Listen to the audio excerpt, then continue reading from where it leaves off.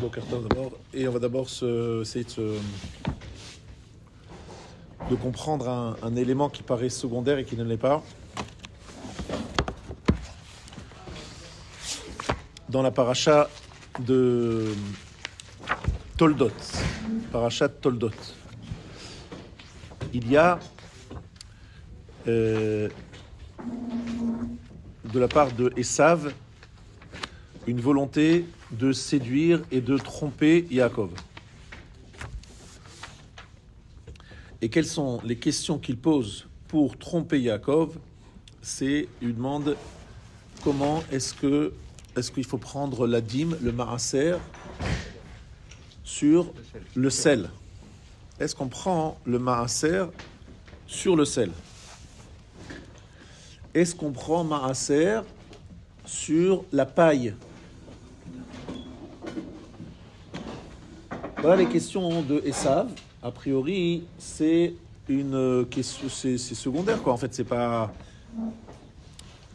important d'apprendre et d'analyser la question de Esav.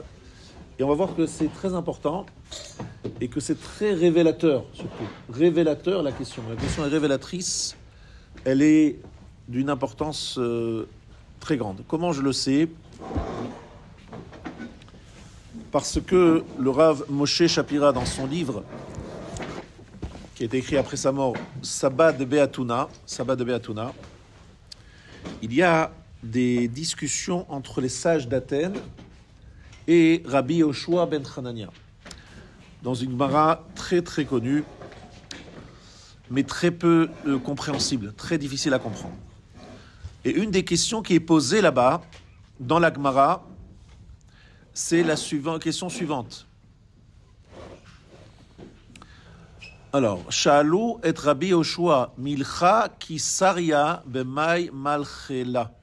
Lorsque le sel tourne, le sel s'abîme, avec quoi on peut le saler? Ça veut dire que si le sel est abîmé, on sait que des aliments, on peut des fois les rattraper en les salant. On peut essayer de les conserver grâce au sel. Mais comment on fait avec le sel lui-même? Bemaï. Alors il lui répond quelque chose aussi très bizarre. Il nous dit Amar lehu besilta de kudnaita, par l'utérus de la mule. Est-ce que la mule a un utérus? Non, justement non. La mule ne peut pas avoir elle peut pas mettre à bas parce que tout simplement elle n'est pas prévue pour. Donc il lui répond quelque chose de très bizarre. Alors il lui répond Silta de Kunaita ou Mika Silta de Kunaita, ça n'existe pas, il n'y a pas d'utérus chez la mule.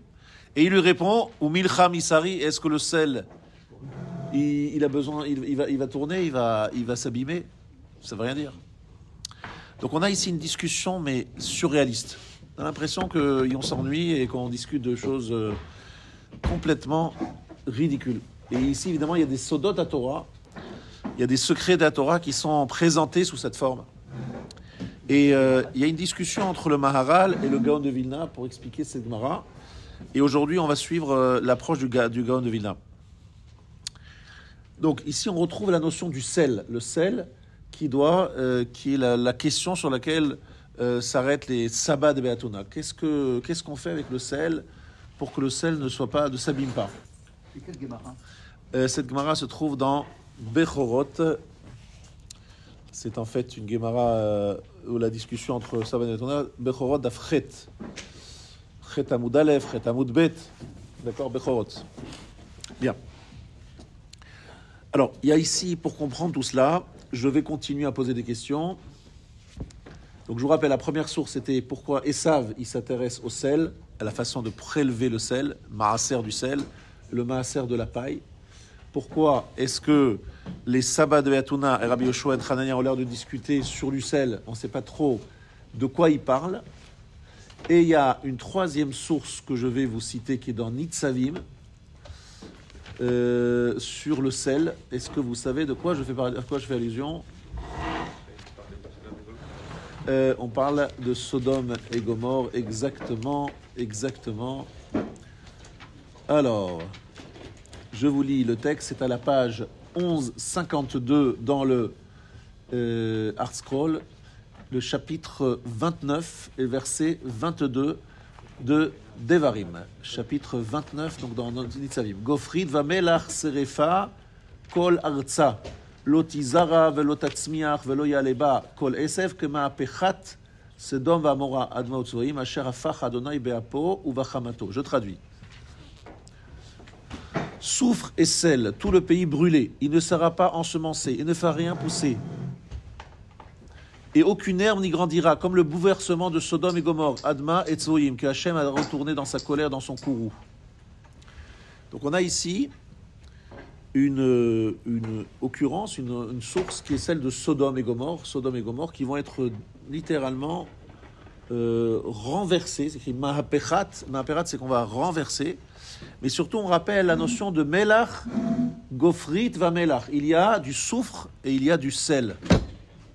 Soufre et sel. Gofrit va Melach. Srefa kolatsa. Alors, ici, pour comprendre tout cela, pourquoi est-ce que Sodome doit justement disparaître dans le soufre et le sel? Et surtout, pourquoi aujourd'hui encore, Adayom Azé, aujourd'hui, vous pouvez extraire du sel de cette région-là. La mer de sel, Yam HaMelach. Le sel est très présent dans cette région. Il y a beaucoup de gens qui salent leurs aliments avec le sel de Sodome. C'est quoi cette idée? Voilà ce que nous allons essayer d'expliquer, Bezrat Hashem, aujourd'hui. Et pour répondre à tout cela, nous allons d'abord rappeler un Tosfot dans Brachot Daf Mem. Qu'est-ce que dit le Tosfot dans Brachot Daf Mem? Est-ce que vous connaissez certainement l'usage d'utiliser du sel le vendredi soir, chaque fois qu'on mange du pain, on a du sel sur la table. Rabbi Menachem, dit Tosfot, il était particulièrement vigilant, faisait très attention d'apporter du sel à table.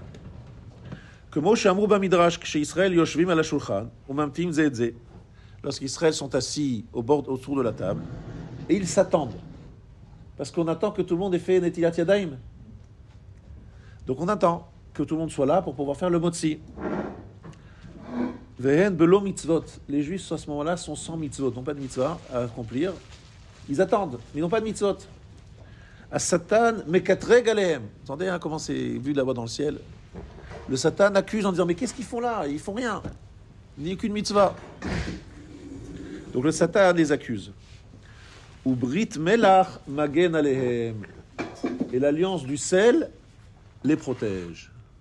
Ou brit melach magen alehem. Comme ça, c'est Nifsak dans le Shulchan Aruch, dans Rama, Kuf Samer Zayin He, qu'on met le sel sur la table pour être protégé dans l'espace, dans le temps qui nous sépare entre Netilat Yadayim et Motzi, pour qu'on ne soit pas sans rien. Et pourquoi le Satan est Mekatrek? Parce que le Satan, il dit, mais qu'est-ce qu'ils font là? Ils perdent leur temps. Et surtout, il n'y a pas de mitzvah qui protège. Donc le Satan, il est Mekatrek toujours. Et là, il profite d'une fenêtre de tir particulière. Il se dit, oh là là, ça tombe bien là maintenant. Je vais pouvoir régler mes comptes avec les Juifs parce qu'il n'y a rien qui les protège. Il n'y a pas de mitzvah qui les protège. Donc il sort les dossiers et on n'a pas de protecteur. Réponse, Brit Melach, le sel, il nous protège. C'est pas par rapport à l'autel, le fait qu'on offre l'autel. Alors effectivement, il y a une deuxième raison qui est donnée. Pourquoi est-ce qu'on met le sel sur le pain?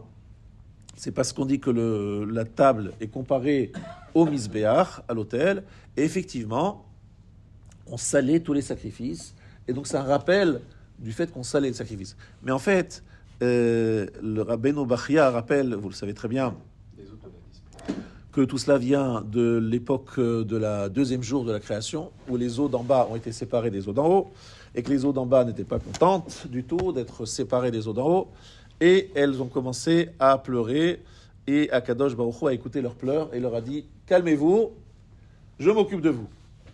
Qu'est-ce qu'il a proposé à Akadosh Baruch Hu? Qu'est-ce qu'il a fait des eaux? Il a utilisé le sel des eaux d'en bas.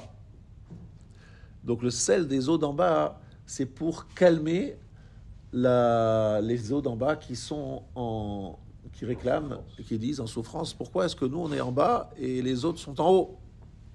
C'est ça l'origine de tout cela. Donc le sel est extrait de l'eau parce que justement on veut calmer les eaux d'en bas.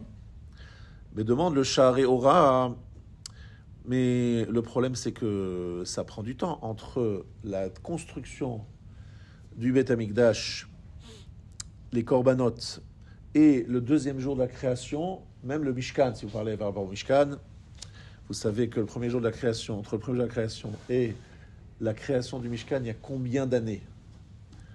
2448.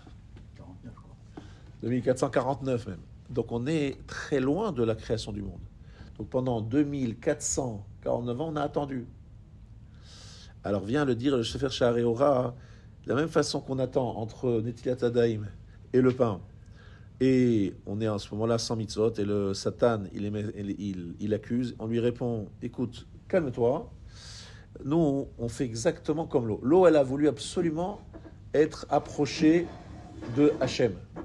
On l'a répondu, oui, il n'y a pas de problème, attends un petit peu, 2500, près de 2500 ans d'attente pour que le sel de l'eau d'en bas soit mis sur l'autel, parce qu'il n'y avait tout simplement pas de Mishkan. Donc ainsi, nous aussi, on est en train de préparer la mitzvah, qui est celle de manger le pain, l'Ichvod, évidemment, chaque fois que nous on mange du pain, c'est que le Shem Shamaim pour la mitzvah. Et donc, on attend, si on peut attendre 2500 ans, lorsque les eaux d'en bas ont attendu, nous aussi, lorsqu'on attend pour faire la mitzvah, que ça soit considéré comme une mitzvah, parce que c'est une mitzvah dans le but de faire Avodat Hashem. C'est pas Nissur Hamaïm qui a permis de... Et Nissur Hamaïm, c'est la deuxième chose qui a calmé l'eau, c'est qu'on utilise de l'eau qu'on puise pour pouvoir faire des libations d'eau à Sukkot, qu'on appelle Nissur Hamaïm. Ça, Rabotai, c'est juste des petites apéritifs. Justement, on est encore avant l'apéritif, puisque là, on est encore avant le Motsi. Donc, c'est juste pour rappeler une belle usage que nous avons tous l'habitude de faire. Mais maintenant, nous allons rentrer au vif du sujet. Et là, c'est évidemment beaucoup plus fin. Il s'agit de Rav Moshe Shapira, Zichrono Livracha, dans son livre Saba de Beatuna. Donc, un commentaire sur cette Gemara dans Bechorot d'Afret. Et ici, selon le Gaon de Vilna. De quoi parle-t-on dans cette Gemara? On l'a expliqué, discussion si le sel tourne, si le sel s'abîme, qu'est-ce que c'est que ça veut dire? Alors vous connaissez tous la Gemara dans Makot, d'Afrav Dalet Amod Aleph, Ukvar Aya Rabban Gamliel, Verabi Elazar ben Azaria, Verabi Yehoshua, Verabi Akiva Mehalchin Baderech, Veshamu Kol Hamona Shel Romi. On parle de ces fameux Chachamim qui sont sur la route, en chemin, et qui entendent la voix Hamona Shel Romi. Ils entendent du bruit autour d'en Rome. Ils entendent, on va dire, des centres commerciaux, du mouvement. Ça bouge, ça vit. Ils sont pas loin du centre de New York, pas loin du centre... Bref, ils entendent de loin Hamona Shel Romi. La force, la puissance de Rome, le bruit de Rome. À ce moment-là, ils éclatent en sanglots. À part Rabbi Akiva, ils éclatent tous en sanglots. Ve Rabbi Akiva mesachek. Rabbi Akiva, il rigole. Amrou lo mipnei ma ata mesachek. Pourquoi est-ce que tu pleures, rigole? Amar lem ve'atem bochim. Pourquoi est-ce que vous pleurez? Amrou lo alalou kushiyim shemishtachavim la'atzavim umekatrim la'avodat kochavim yoshvim betach ve'ashket ve'anu bet adom ragli elokeinu saruf ba'esh ve'lo nifke. Il dit non, mais attention. Pourquoi est-ce que nous pleurons? Parce que regarde ces gens-là, c'est des gens qui se prosternent aux idoles. C'est des gens qui se prosternent aux idoles. Ils sont en train de faire la fête. Tout va bien pour eux. Et nous, notre sanctuaire, notre Beth Amikdash, il est brûlé. Et tu veux pas qu'on pleure? On pleure parce qu'en voyant la réussite de Rome, eh bien, on sait que c'est lié aussi au fait que le peuple local d'Israël pleure la destruction du Beth Amikdash. Pourquoi ont-ils cette réaction? À cause du Rashi que vous connaissez dans Parashat Toldot, tout simplement. Ou le Hom, Mil Hom, Yehematz. Alors, qu'est-ce que ça veut dire? les premiers versets de la paracha, dans le verset 23, page 132. Vayomer Adonai la shne goyim bebitner, ushne leumim imeaich yiparedu, uleom ilom yematz, verav yavot saïr. Et Hachem lui dit, 2 peuples sont dans ton ventre, et 2 nations de tes entrailles se sépareront. Et une nation l'emportera sur l'autre nation, et le plus âgé servira le plus jeune. Ah, qu'est-ce que ça veut dire? Mil om yematz, lo yishvu bigdula dirashi.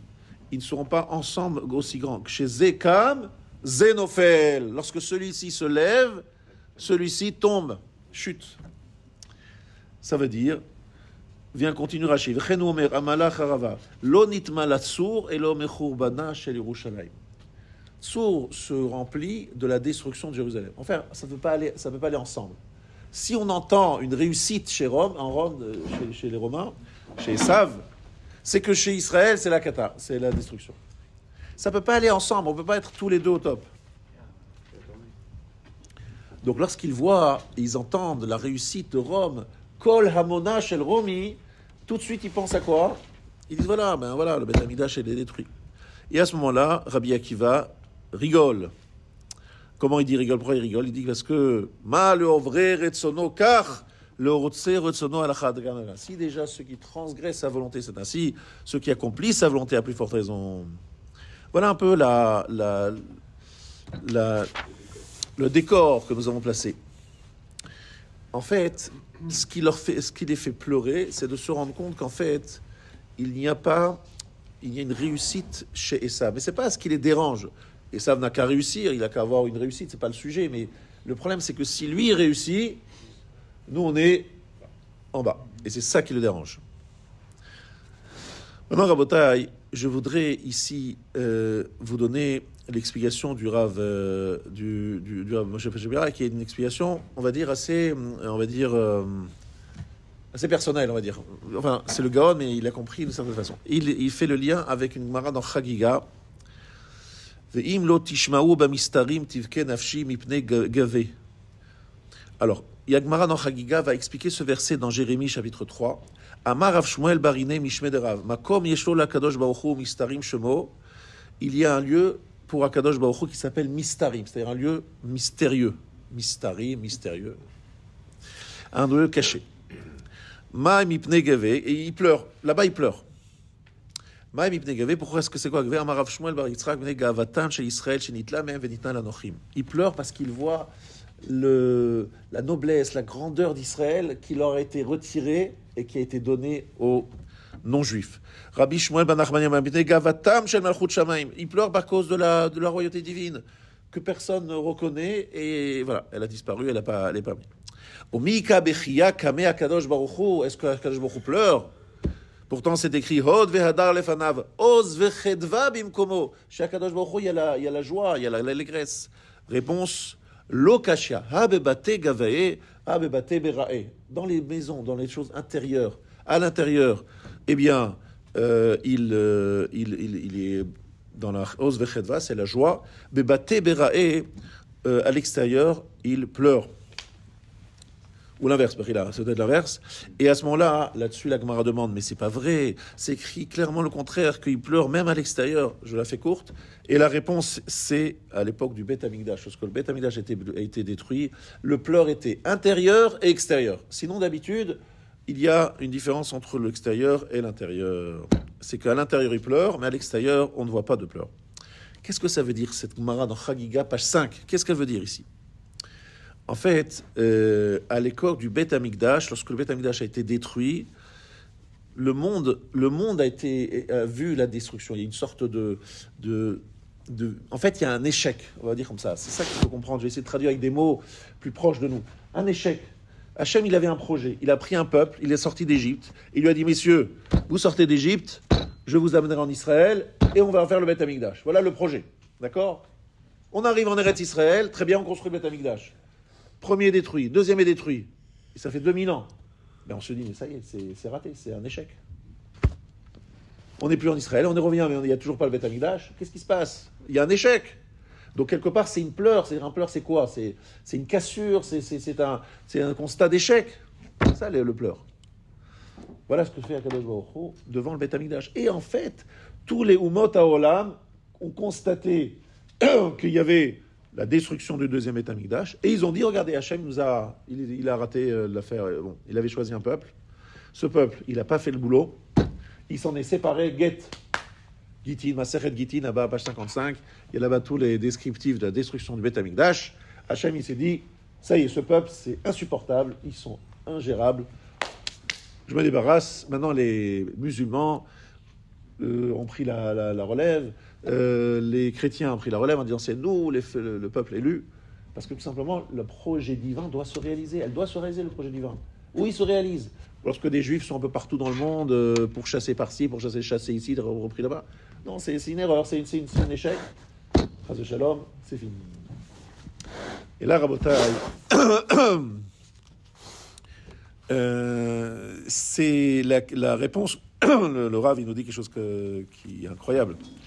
C'est qu'en fait, il y a Baté Berae, Baté Gavei. En fait, il dit qu'en fait, il y a une deuxième partie dans la Gemara dans Makot. Ils sont maintenant, les Chachamim, ils n'écoutent pas. C'est pas la première fois, ils entendent le bruit de Rome. La deuxième fois, ils sont devant le Kodesh HaKodashim et ils voient des choualim, ils voient des renards qui sortent.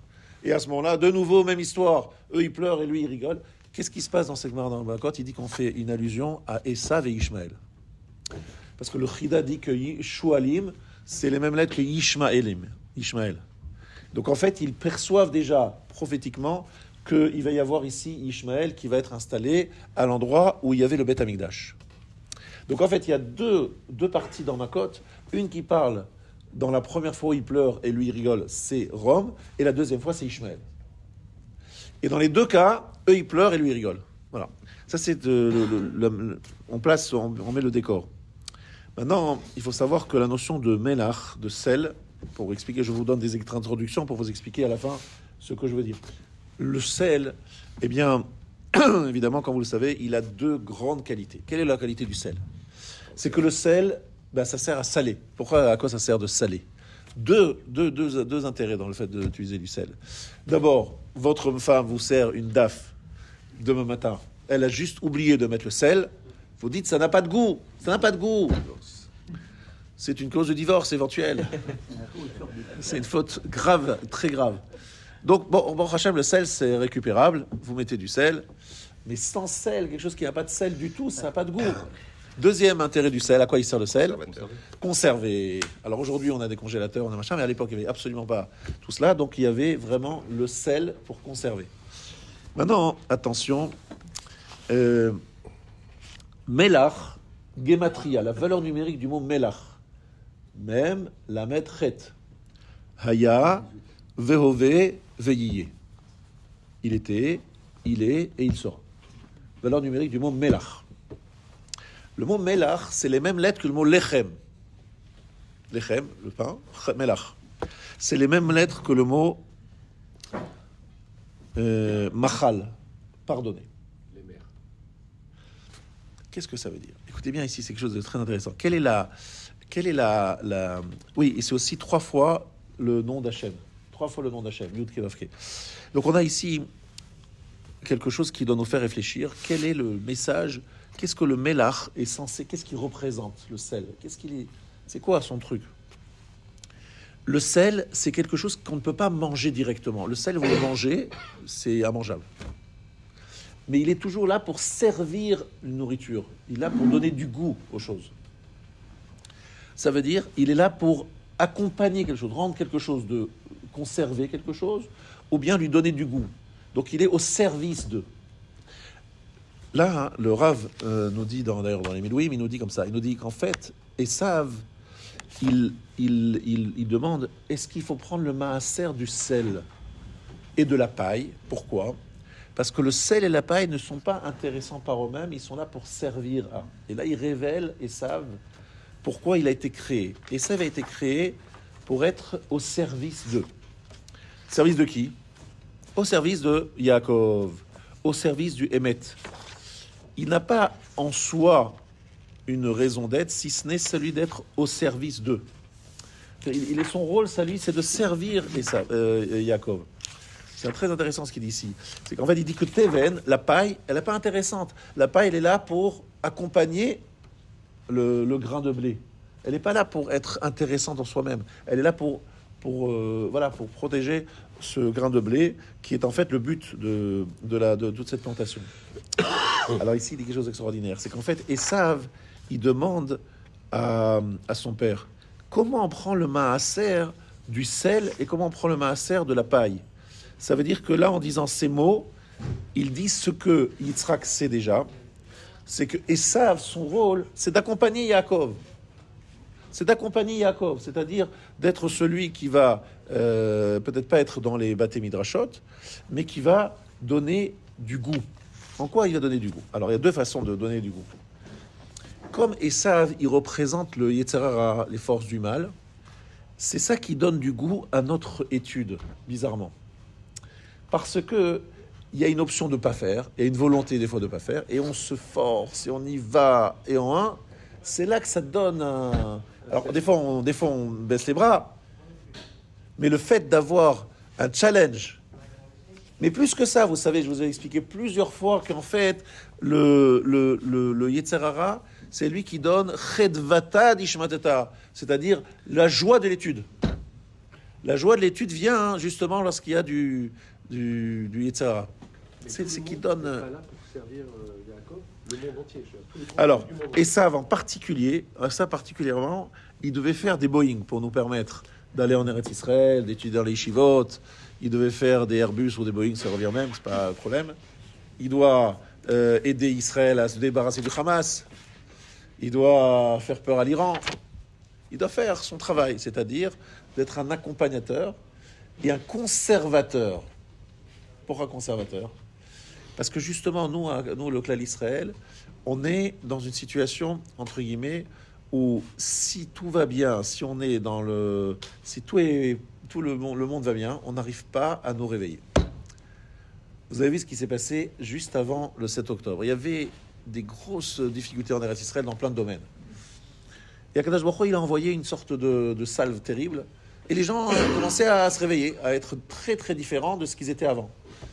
Et on voit que l'histoire nous montre que lorsque les Juifs s'installent, se posent, etc., eh bien, qu'est-ce qui se passe? L'abandon de la tfila, on prie avec comme des automates, on commence à se battre les uns contre les autres, etc.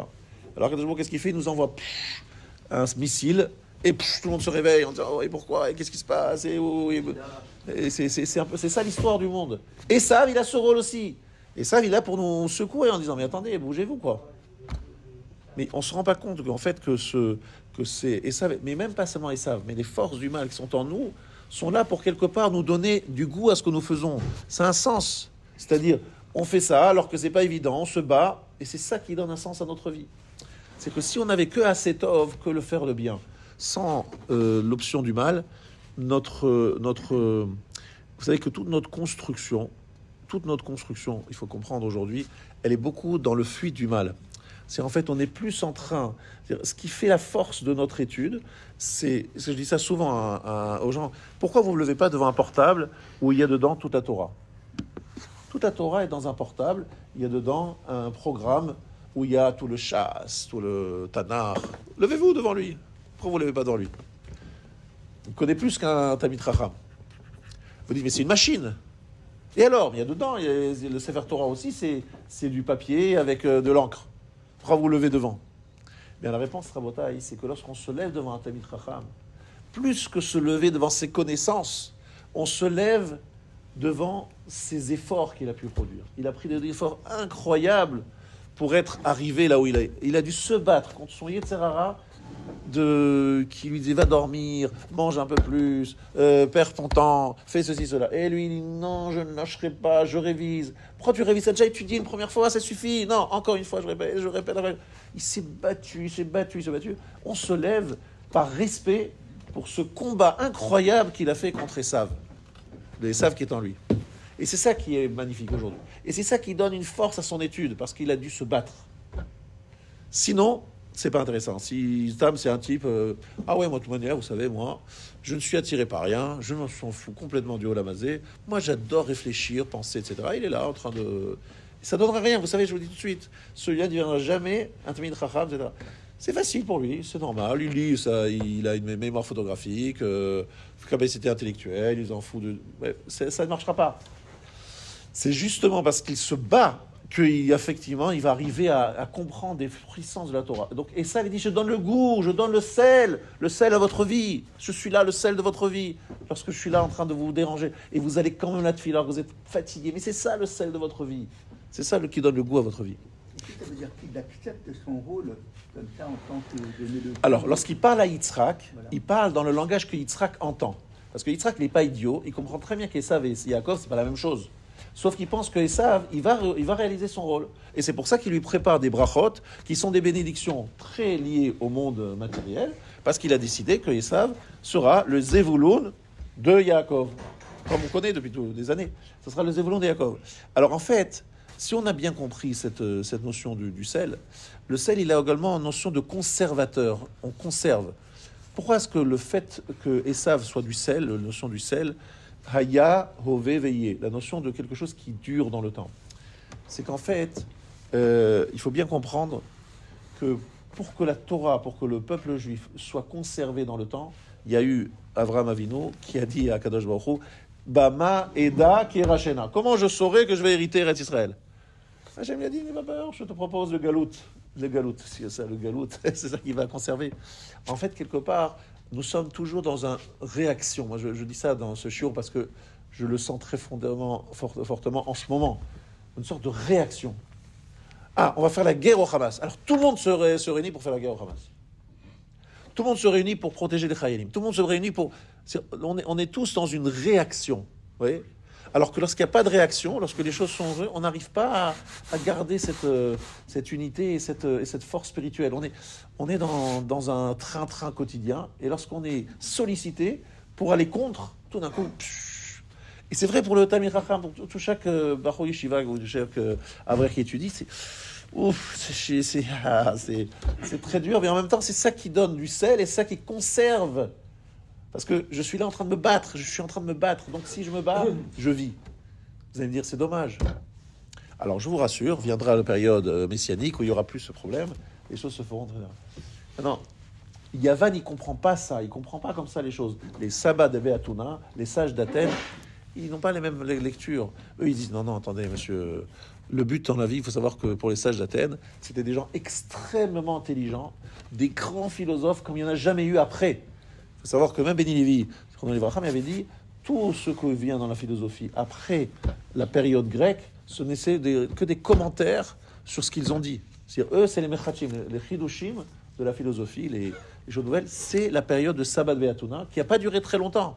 Parce que tant que Rabbi Yoshua ben Hanania était en vie, il y avait une très grande puissance. Et lorsqu'il est niftar, eux aussi, ils ont baissé de niveau. Il y a eu une période dans l'histoire, mais qui a éclairé le monde entier, par la philosophie en tout cas, et qui a été cette période-là. Et où Hachem leur a donné une vraie... Et il disait que le but d'un homme, c'est d'arriver à un sechel, une intelligence, à une compréhension des choses très très fine. Ça, c'est ce qu'ils pensent eux. Mais nous, on pense autre chose. On pense qu'au contraire, que notre relation avec la Torah, c'est pas pour construire un très grand cerveau et comprendre des choses, etc. C'est vrai, ça aussi, pourquoi pas. Mais c'est pas le but à atteindre. Le but à atteindre, c'est les travers Be'elokim Chaim. C'est de s'attacher à Elokim. Alors, le Rav, il nous répétait ça souvent. Il nous disait qu'en fait, au moment de Matan Torah, tout le monde est mort et tout le monde a revécu. Donc on s'est dit, voilà, il y a un miracle, magnifique. Ils sont morts, ils ont vécu.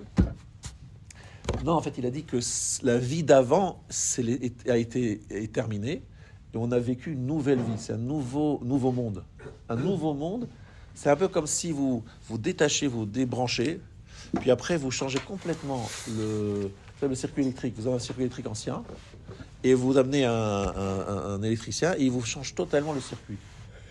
Vous rebranchez, c'est pas du tout le même branchement parce que le circuit il a totalement changé.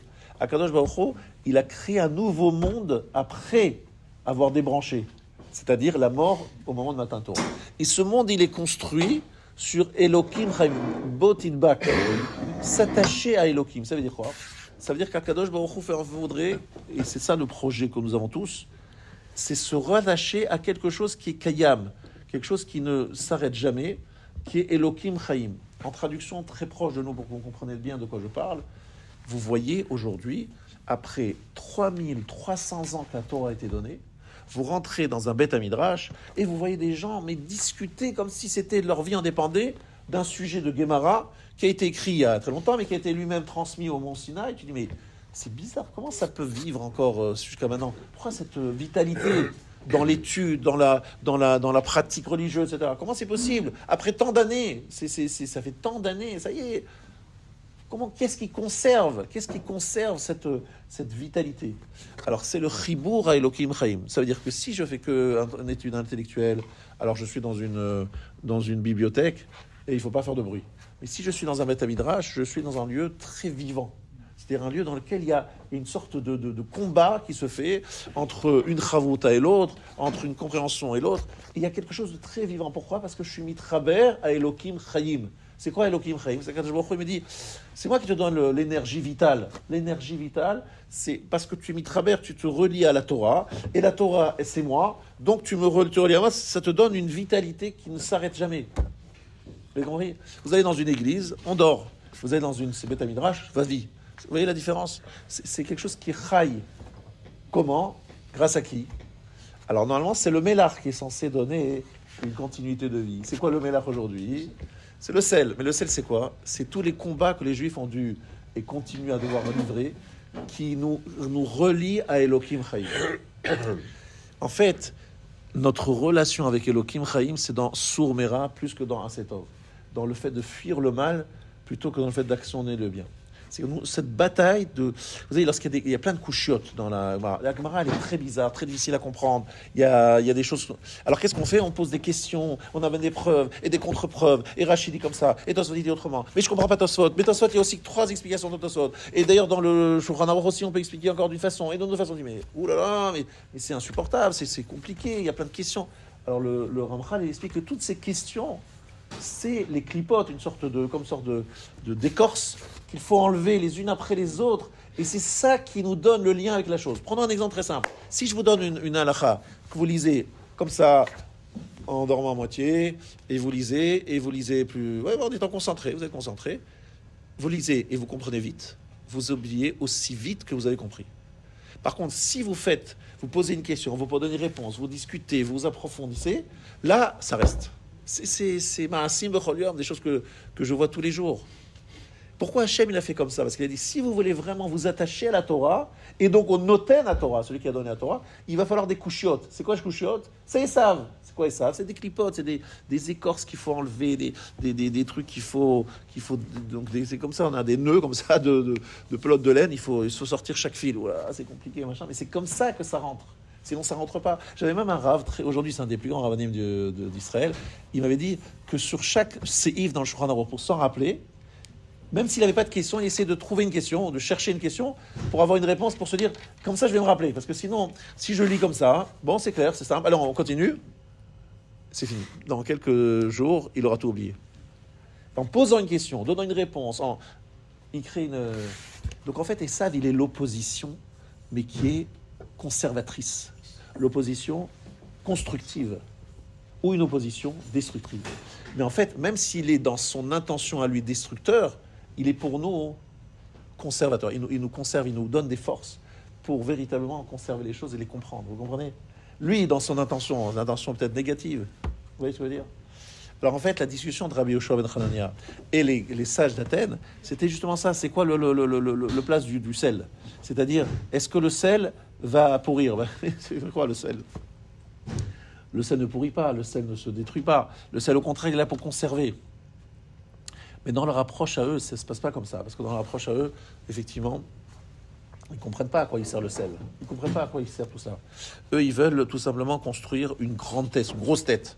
Il faut que tu deviennes une grosse tête. Bien comprends, tu poses des bonnes questions, tu as des bonnes... C'est ça qu'ils comprennent. Ça, ils ne comprennent pas ce que nous sommes en train de dire, que la notion de chayim, de chiyut. Et le Rav, il nous dit comme ça. C'est ça qui est écrit dans la bracha, Baruch ata Hashem, Elokeinu borei nefashot rabot, vechesronam, al kol ma shebarata leachayot bahem. C'est quoi les deux parties de la bracha? Merci Torah Hashem, borei nefashot rabot, qui crée de nombreuses âmes, vechesronam, avec des manques. Les âmes, elles ont des chesronot, des besoins, des vrais besoins. Et les hachayot bahem nefesh kol chay. Il y a deux choses. Il y a le besoin Et il y a les hachayot, faire vivre. Il explique là-bas le tour que les hachayot, c'est remercier Hachem pour les kiffs, les moments sympathiques, le goût, les bonnes choses. Il dit ce qui donne le chayot, la vitalité, c'est justement ce sel qui vient donner du goût aux choses. Je sale, ça donne goût. C'est en fait, Akadosh Baruch Hu nous dit, on lui remercie pour voilà, j'ai besoin d'eau. Voilà, j'ai besoin d'eau pour vivre, c'est important, je dois boire. Mais c'est pas très sympathique l'eau, franchement, ça n'a pas beaucoup de goût. Par contre, prendre un bon gâteau au dessert, ça a du goût. C'est sucré, c'est intéressant, mais c'est pas bon à la santé, mais en tout cas, ça donne du goût. Alors un petit peu dans la vie, il faut toujours se faire un petit peu de plaisir. Mais qu'est-ce que ça veut dire? Ça veut dire qu'on remercie Hachem pour nous avoir donné ce dont nous avons absolument besoin, et nous donner aussi des choses dont on n'a pas absolument besoin, mais qui donnent du goût à la vie, qui donnent plaisir. Donc en fait, il dit qu'Akadosh Baruch Hu, en fait, c'est ça. Le melach représente cette capacité, justement, à saler, c'est-à-dire donner du goût. Et donner du goût, c'est ce qui finalement remercie Hachem. Merci à Hachem d'avoir donné des choses qui ont du goût. Et pour nous attacher aux choses, pour que les choses, on ne les fasse pas juste par devoir. Oui, il faut boire, donc je vais boire. Il faut manger, je vais manger. Non, il y a un goût, il y a un plaisir, il y a quelque chose qui est associé à cela. Et quelle est l'idée de ce plaisir, de ce melach? C'est justement de se relier au noten, à celui qui donne. Celui qui donne, je me relève que s'il y a de la ahava, s'il y a de l'amour, si je sens un plaisir pour se lier à la chose, ve'ha'arevna Hashem Elokeinu divrei Toratecha befinu. Rends agréable les paroles de Torah. Parce que si tout est galère, c'est des obligations, c'est des devoirs, et machin, si je ne me suis pas mis traber, je ne me relie pas à la chose. Et si je ne suis pas relié à la chose, je ne peux pas survivre. Je ne peux pas survivre parce que ça va s'éteindre, ça va s'abîmer, ça va disparaître. Il faut qu'il y ait une chiout, une vitalité, quelque chose de vivant qui me permet d'inscrire ça dans le temps. Alors en fait, c'est très intéressant que lorsqu'il passe devant la Avodah Zara, Rivka passe devant la Avodah Zara, il y a Yaakov qui veut sortir pour aller vers le Beth Midrash, et Esav il veut sortir vers la Avodah Zara. Donc tout le monde pose la question, vous croyez vraiment qu'Esav, en tant que fœtus, c'était un enfant qui voulait faire Avodah Zara? Un fœtus qui veut faire Avodah Zara, c'est pas possible. On a écrit dans la Gemara en Nida que le Akol Bidei Shamaim Chutz Miyirat Shamaim. Tout est dans les mains du ciel, à l'exception de la crainte du ciel. On ne peut pas imaginer qu'un fœtus, il va naître rachat. C'est pas possible, c'est contraire.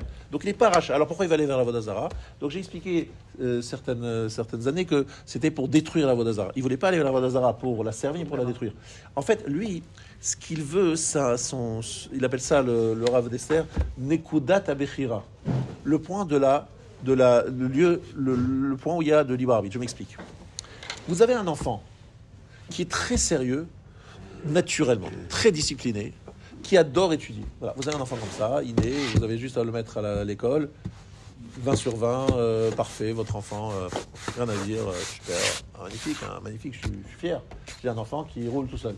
Et vous avez un enfant, c'est un voyou, il ne peut pas rester en place 2 minutes, se lève, machin, Alors, vous dites, c'est bizarre, Hachem il m'a mis 2 enfants, un comme ci, un comme ça, c'est bizarre. Pourquoi Hachem a fait ça? Parce qu'en fait, l'enfant qui est turbulent, son travail à lui, c'est-à-dire de rester quelques instants assis, c'est aussi difficile pour lui, peut-être beaucoup plus difficile pour lui, que celui qui naturellement est sérieux, discipliné, tranquille, calme, etc., porté vers l'étude. Vous êtes d'accord? Donc, on va le juger de la même façon en disant « Ah, c'est pas normal, toi, l'enfant, regarde, ton frère, hein, il connaît par cœur tous les Mishnayot, de Seder, Zraïm, Nashim, Neziki, magnifique. Comment ça se fait que toi, tu as pas fait... » Mais papa, j'arrive même pas à rester assis 2 minutes. Je reste assis 2 minutes, j'en peux plus, j'ai envie de tout débalader, j'ai envie de découper le morceau en morceaux, le livre. Et lui, c'est naturel, il est assis, il a envie d'étudier, il dit quand on continue et quand on va étudier encore...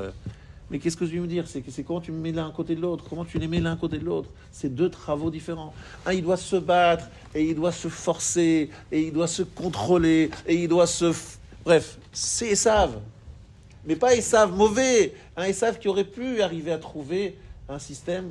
Pourquoi? Parce qu'il est programmé pour faire autre chose que Yaakov.